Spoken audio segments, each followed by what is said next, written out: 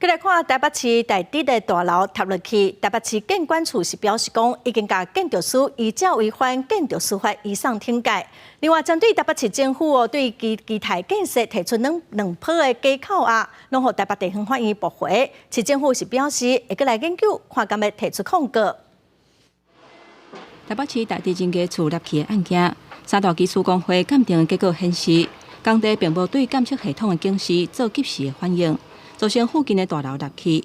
台北市建管处表示，暂时已经把相关的工程人员、甲建筑师移送停改。早上已发文给新北市政府，把那个福利营造还有他所属的专任工程人员跟工地主任依违反营造业法移送惩戒。王建筑师他是登记在台北市依违反建筑师法规定移送台北市的惩戒委员会。根据建筑师法，甲建筑师停改处分，包括警告、新改、停止执行业务2个月至2年，撤销或者是废止开业的证书。建管处表示，破图的结果甲相关监测的资料，嘛会提供予政府单位做调查的参考。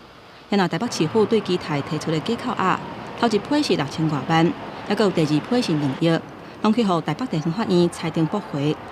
台北市府表示，会甲律师团队研究敢是要提出控告。针对法院的裁定感谢法院。北市府可能会提抗告的部分，我们也都尊重。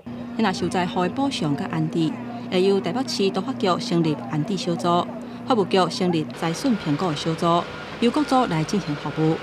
台北市长周万安表示，上班伫9月20日，就会当予住户领到相关的补助金。消保官呼吁基台，甲基台买易受厝的民众，若是要解约，条件就要放零，这点就要照聘照行。强调双方解约协议的处理，若是有问题，消费者会当向台北市法务局消服中心提出申诉。根据法务局的统计，到达已经受理14件基泰台地建案相关的申诉。记者综合报道。